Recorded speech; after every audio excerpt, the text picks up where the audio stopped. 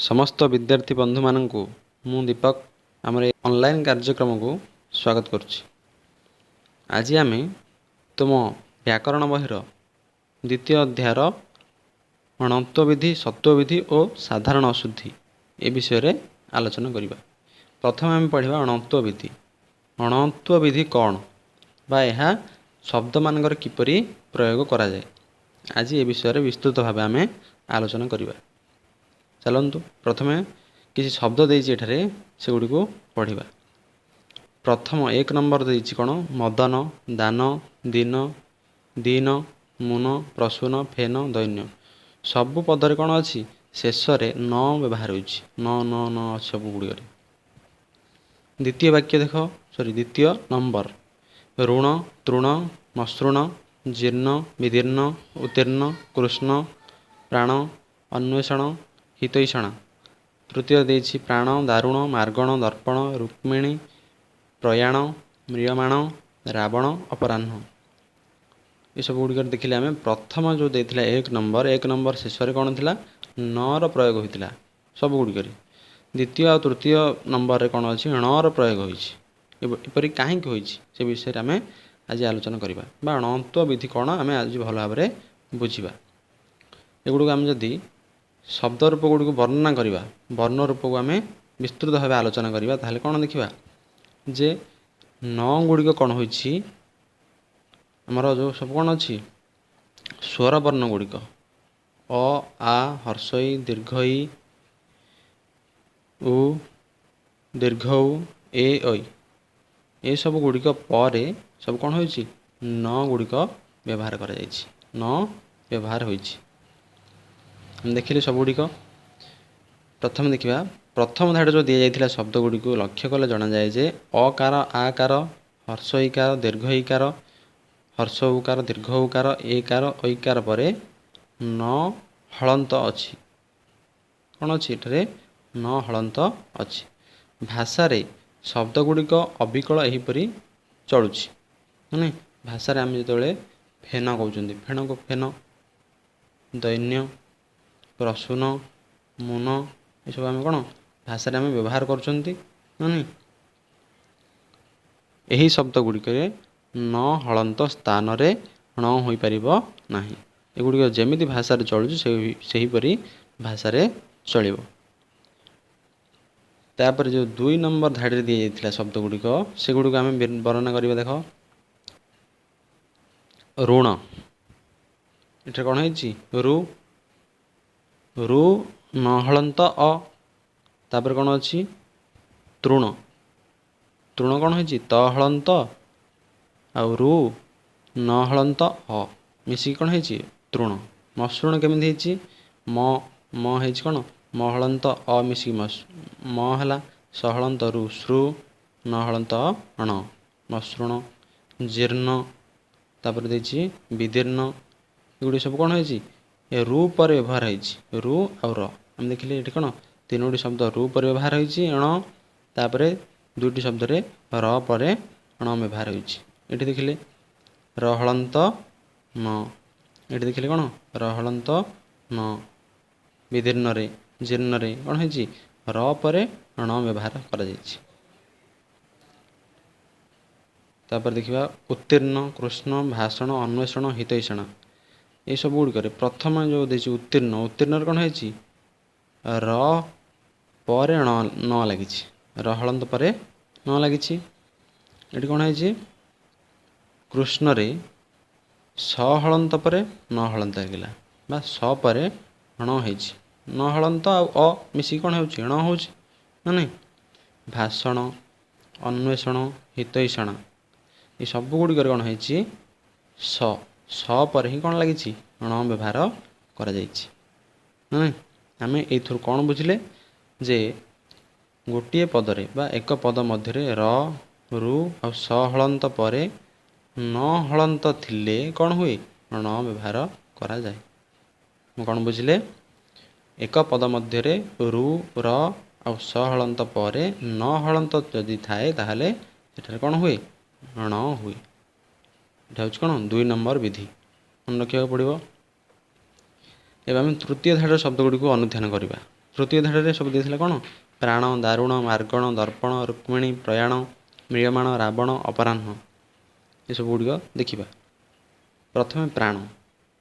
ପ୍ରାଣ ପରେ ର ଫଳା ଆଉ ଆ କାର ଥିଲା।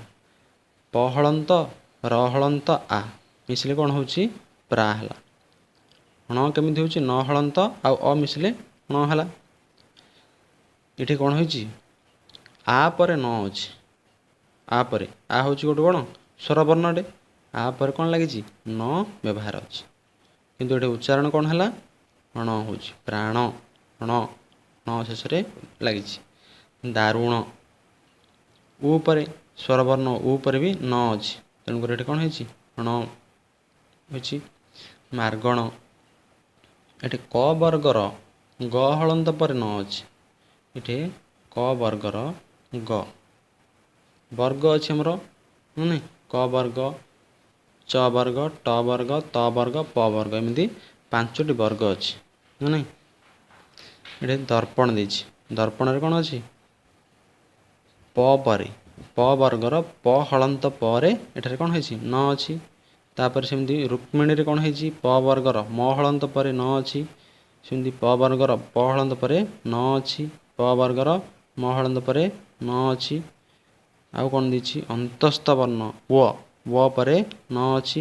ଯେମିତି ରାବଣ, ରାବଣ ଆମେ କ'ଣ ପଢ଼ୁଛନ୍ତି? ରାବଣ ବୋଲି ପଢ଼ୁଛନ୍ତି।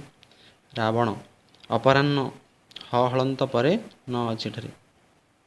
3 ନମ୍ବରରୁ ଆମେ କ'ଣ ବୁଝିଲେ? 3 ନମ୍ବରରୁ ଆମେ ଏହା ଜାଣିଲେ ଯେ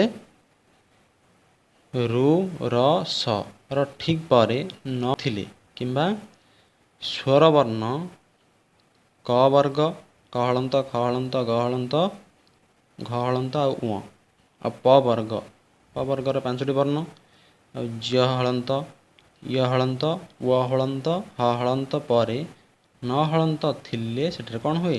ଣ ହୁଏ। କ'ଣ ହୁଏ ସେଠାରେ? ଣ ହୁଏ। ଏଥିମଧ୍ୟରୁ ଏକ କିମ୍ବା ଏକାଧିକ ବର୍ଣ୍ଣର ବ୍ୟବଧାନ ଥିଲେ ମଧ୍ୟ ନ ହଳନ୍ତର ଣ ହଳନ୍ତ ହୁଏ। ରୁ ର ସ ପରେ ଅନ୍ୟ ବର୍ଣ୍ଣର ବ୍ୟବଧାନ ଥିଲେ ନ ହଳନ୍ତ ହୁଏ ନାହିଁ। ଅନ୍ୟ ବର୍ଣ୍ଣ ଯଦି ବ୍ୟବଧାନ ଯଦି ଥିବ ତାହେଲେ ଏଠାରେ କ'ଣ ହେବନି? ଣ ହଳନ୍ତ ହୁଏ ନାହିଁ। ଯେମିତିକି ରଚନା, ମାର୍ଜନା, ବର୍ଣ୍ଣନା, କୀର୍ତ୍ତନ, ନର୍ତ୍ତନ, ଅର୍ଜୁନ ଏଠାରେ କ'ଣ ହେଇଛି? ଶେଷରେ ଆମେ ନ ଉଚ୍ଚାରଣ ହେଇଛି। ଣ ଉଚ୍ଚାରଣ ହେଉଛି କି? ନାହିଁ। କାହିଁକି? କାହିଁକି ନା ଏ ବ୍ୟବଧାନ ଅଛି। କେମିତି ବ୍ୟବଧାନ ଅଛି ଦେଖିବା। ରଚନା ପ୍ରଥମେ ଆକୁ ବିସ୍ତାରିତ ରୂପରେ ଲେଖାଯାଇଛି। ରଚନା ର ହଳନ୍ତ ଅ କ'ଣ ହେଇଛି ଏଠାରେ? ର ହଳନ୍ତ ର, ଚ ହଳନ୍ତ ଚ, ନ ହଳନ୍ତ ଆ ନା। ଚ ହଳନ୍ତ ବ୍ୟବଧାନ ହେତୁ ଏଠାରେ କ'ଣ ହେଇଛି? ଚ ହଳନ୍ତ ଗୋଟେ କ'ଣ ବ୍ୟବଧାନ ହେତୁ ଅର୍ଥାତ୍ ନ ପୂର୍ବରୁ ଚ ରହିଥିବାରୁ ନ ହଳନ୍ତଟା ଣ ହେଲା ନାହିଁ। ବୁଝାପଡ଼ିଲା? ସେଇ ଆମେ ଯେଉଁ ନିୟମ ଗୁଡ଼ିକ ପଢ଼ିଲେ ଏଠାରେ ଦେଇଛି। ପ୍ରଥମେ ଆମେ କ'ଣ ଦେଖିଲେ? ଅ ଆ ଇ ଇ ଉ ଉ ଏ ଐ ଆଦି ସ୍ୱରବର୍ଣ୍ଣ ପରେ ନ ହୁଏ ନାହିଁ। ତାପରେ କ'ଣ ଦେଖିଲେ? 2ରେ ଆମେ ଦେଖିଲେ ଯେ ରୁ ସ ଆଉ ର ପରେ କ'ଣ ବ୍ୟବହାର ହୁଏ? ନ ହଳନ୍ତ ଥିଲେ ନ ହଳନ୍ତ ହୋଇଥାଏ। ତାପରେ 3 ନମ୍ବର ଆମେ କ'ଣ ଦେଖିଲେ? କ ବର୍ଗ ପ ବର୍ଗ ୟ, ଜ ହଳନ୍ତ, ୟ ହଳନ୍ତ, ଅନ୍ତସ୍ଥ ୱ, ହ ହଳନ୍ତ, ଅନୁସ୍ୱାର ଏଗୁଡ଼ା ସବୁ ବ୍ୟବଧାନ ରହିଥିଲେ ନର ଣ ହୁଏ। ନ ବଦଳରେ କ'ଣ ହୁଏ? ଣ ବ୍ୟବହାର ହୁଏ। ନ ହଳନ୍ତ ଆଉ ଣର ବ୍ୟବହାର ସବୁବେଳେ ନିୟମ ଅନୁସାରେ ହୁଏନି। କେତେକ ସ୍ଥଳରେ କ'ଣ ହୁଏ? ଏହି ନିୟମ ଗୁଡ଼ିକର ଉଲ୍ଲଙ୍ଘନ ହୋଇଥିବାର ଦେଖାଯାଏ। ଯେମିତିକି ଅଣା, ଚାଣକ୍ୟ, ବାଣୀ, ଅଣାକାର ଏଠାରେ କ'ଣ ହେଇଛି? ନିୟମ ଗୁଡ଼ିକର ଉଲ୍ଲଙ୍ଘନ ଦେଖିବାକୁ ମିଳୁଛି। ନିୟମ ଗୁଡ଼ିକ ଉଲ୍ଲଙ୍ଘନ ହୋଇଛି ଏଠାରେ। ଯେମିତି ଆମେ ଦେଖିବା ବାଣୀ ବ ହଳନ୍ତ ଆଉ ଆ ଅଛି ଏଠାରେ ବ ହଳନ୍ତ ଆ, ନରେ ହଳନ୍ତ ନରେ ହଳନ୍ତ ଏବଂ ଦୀର୍ଘଇ ଏଠାରେ ବରେ କ'ଣ ଥିଲା? ଆ କାର ଥିଲା। ଆ କାର ପରେ ଯଦି ନ ହଳନ୍ତ ହୁଏ କ'ଣ ଏଇଟା ନ ଉଚ୍ଚାରଣ ହେବ ବୋଲି ନିୟମ ଅଛି। କିନ୍ତୁ ଏଠାରେ କ'ଣ ହେଇଛି? ବାଣୀ ହେଲା। ଉଚ୍ଚାରଣ କ'ଣ ଆସିଲା? ବାଣୀ।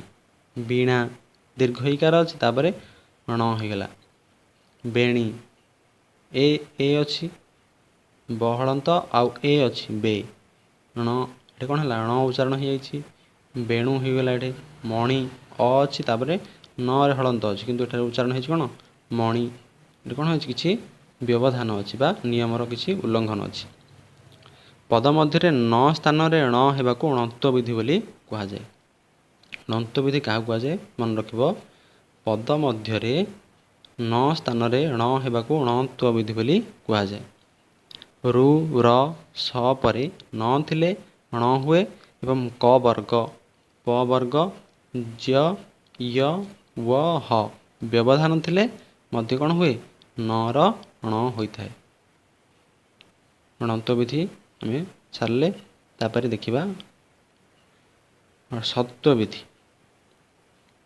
सत्व विधि आ गोटे क्लास आलोचना करूँ।